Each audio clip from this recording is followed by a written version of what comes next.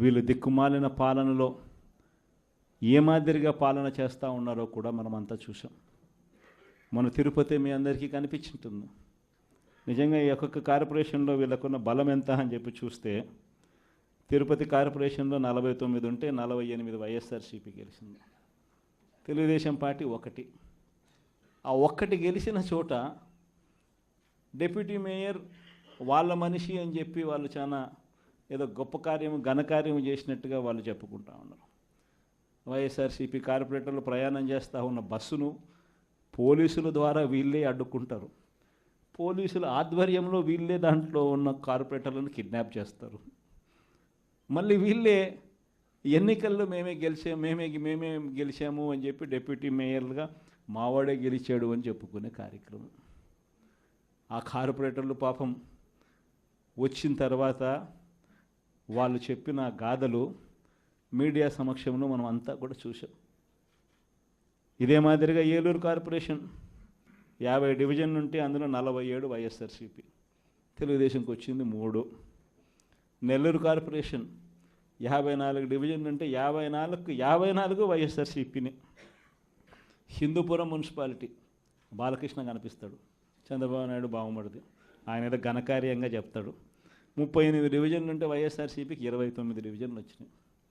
తెలుగుదేశంకి వచ్చింది కేవలం 6. దాంట్లో ఏదో పదవి ఏదో వచ్చిందని చెప్పి ఘనకార్యంగా చెప్పుకుంటా ఉన్నారు. పాలకొండలో 20 ఉంటే 17 వైఎస్ఆర్ కాంగ్రెస్ పార్టీ, 3 టీడీపీ. అక్కడేమో వైఎస్ఆర్ కాంగ్రెస్ పార్టీ వాళ్ళు ఎవరిని కూడా వీళ్ళు ఒక్కరిని కూడా లాగలేకపోయారు. సో వెంటనే ఏం చేశారు? Post phone. తుని 30 ఉంటే 30కి 30 వైఎస్ఆర్సీపీ. తెలుగుదేశం పార్టీకి ఒక్కడు కూడా లేడు. ఆడ కూడా ఉద్రిక్తత పరిస్థితుల మధ్య ఎలక్షన్ పోస్ట్ పోన్ అంట. పిడుగురాళ్ళ మున్సిపాలిటీ 33కి 33 వైఎస్ఆర్సీపీని, ఈడ కూడా election post phone. Nuzvid municipality 32 ఉంటే 25 వైఎస్ఆర్సీపీ, 7 టీడీపీ. బుచ్చిరెడ్డిపాలెం 20 ఉంటే వైఎస్ఆర్సీపీకి 18, టీడీపీకి 2. నందిగా మున్సిపాలిటీ 20 ఉంటే వైఎస్ఆర్సీపీకి 13, టీడీపీకి 6. చివరికి గుంటూరులో కూడా 57లో 46 వైఎస్ఆర్సీపీ, టీడీపీకి 9, కూటమికి 2. దీంట్లో కూడా అవిశ్వాసం పెడతారంట, మేయర్ని దింపేస్తారంట, ఫలానోడు ఇంకొకడు అని చెప్పి మేయర్ పేరు కూడా అనౌన్స్ చేస్తున్నారు. నిజంగా ప్రజాస్వామ్యం అనేది ఎక్కడుంది అని అడుగుతా ఉన్నా. ఇదే మీ అందరికీ గుర్తుందా? ఇవన్నీ ఎలక్షన్లన్నీ ఇవన్నీ లోకల్ బాడీ ఎలక్షన్స్ మన ప్రభుత్వం ఏర్పడ్డాక 3 సంవత్సరాల తర్వాత జరిగింది. అంటే కోవిడ్ నుంచి బయటపడిన తర్వాత ఎన్నికలు జరిగాయి. ప్రజలు అటువంటి ఎన్నికల్లో వైఎస్ఆర్ కాంగ్రెస్ పార్టీకి ఇలాంటి నెంబర్లతో ప్రజలు పట్టం కట్టారు. అంత బాగా పరిపాలన చేశాము అని చెప్పి ప్రజలు పట్టం కట్టారు.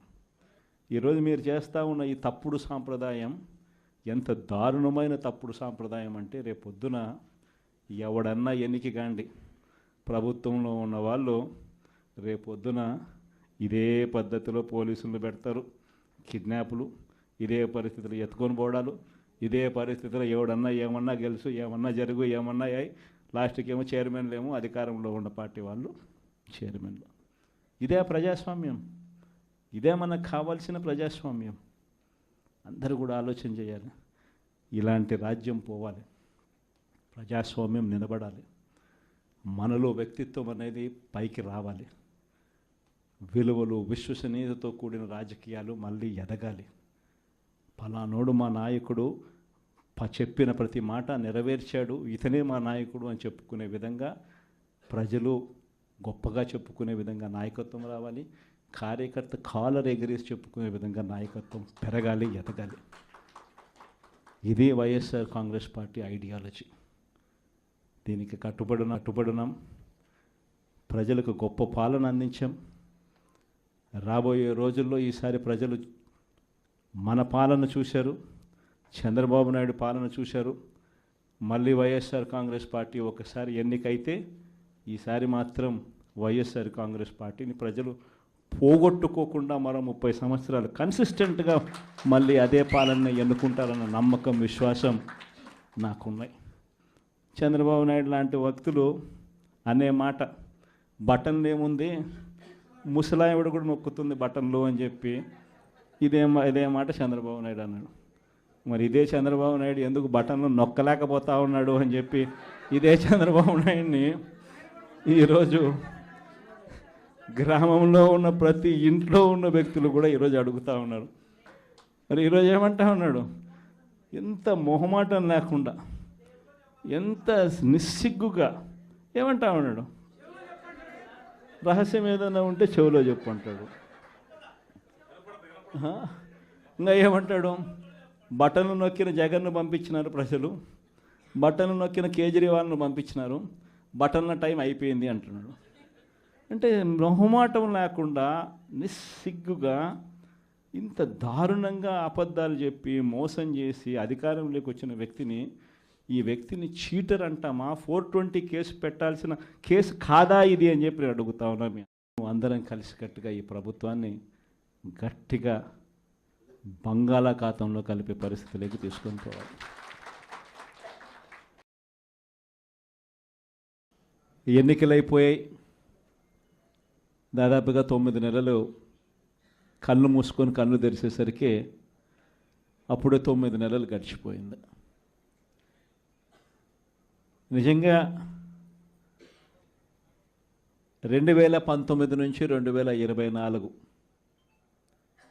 మన ప్రభుత్వం ఉన్నప్పుడు, అంటే వైఎస్ఆర్సిపి జగన్ 1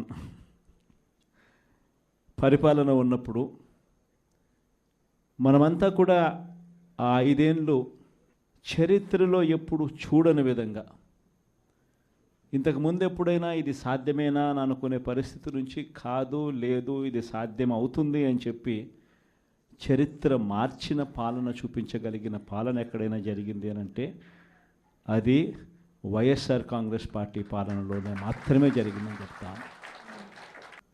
ఈరోజు పరిస్థితి ఏమిటి అని చెప్పి ఒక్కసారి చూస్తే, నేను చెప్పిన ప్రతి అంశంలో కూడా